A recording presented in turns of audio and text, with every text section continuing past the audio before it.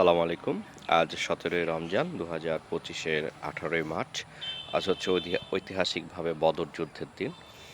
এই যুদ্ধ অনুষ্ঠিত হয় হচ্ছে হিজরি দোসরা হিজরিতে ১৭ই রমজানে। আর ইংরেজি সাল তখন ছিল হচ্ছে ৬২৪ খ্রিস্টাব্দ। আপনার যথাসম্ভব ১৩ই মার্চই শিওর আমি। তো এই যুদ্ধে মুসলমানরা ঐতিহাসিকভাবে বিজয় লাভ করেন এবং খুব বীরত্বের সহিত বিজয় লাভ করেন। জাস্ট ৩১৩ জন সৈন্য ছিল মুসলমানদের পক্ষে এবং ১,০০০ প্লাস বা মতান্তরে ১৩০০ মতো সৈন্য ছিল কোরাইশদের সাথে।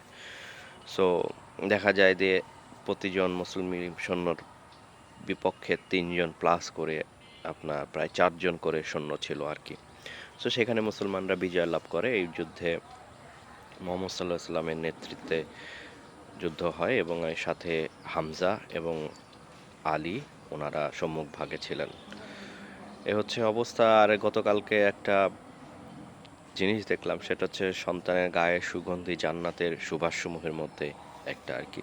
সো এই জিনিসটা দেখে আসলে থাকতে পারিনি। সো আমার ছেলের জন্য মনটা খুব আনচান করে ওঠে। ফ্যাক্টরি থেকে সরাসরি সেখানে চলে গিয়েছিলাম ওকে দেখতে। তো ওখান থেকে গেতে ওখানেই ছিলাম আজকে সকালবেলা ভোর ৬টার সময় উঠে ফ্যাক্টরির প্রোডাকশনের জন্য যে কেমিক্যাল লাগবে, কেমিক্যালটা শেষ হয়ে গিয়েছিল। সো পুরান ঢাকায় যাই, পুরান ঢাকাতেই যে আবার কেমিক্যালটা নিয়ে সকালবেলা এখানে আসি। বাট আসার পথে একটা মর্মান্তিক দুর্ঘটনার চিহ্ন দেখতে পাই। সেটা হচ্ছে তিব্বতের মোড়ে, বিজয় সরণির যে ফ্লাইওভারটা উঠে গেছে ঠিক তিব্বতের মোড়েই, ওখানে একজন বাইক অ্যাক্সিডেন্ট করে একজন মারা যায় আর কি। তো খুব একটা গতি ছিল আমার মনে হয়নি, কারণ বাইকটা লাশের একটু দূরেই ছিল এবং রাস্তাতে কোনো প্রকারের স্লিপ বা এরকমও কিছু ছিল না। ইভেন কোনো রক্তও দেখিনি।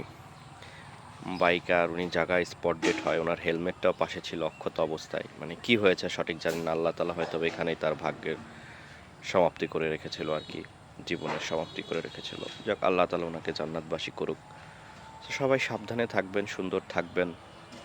আর এই তো, কিছু বলার নেই, ভাগ্যে যা আছে সেটাই হবে।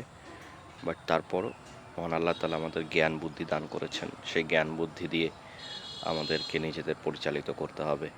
সবাইকে রমজানের শুভেচ্ছা।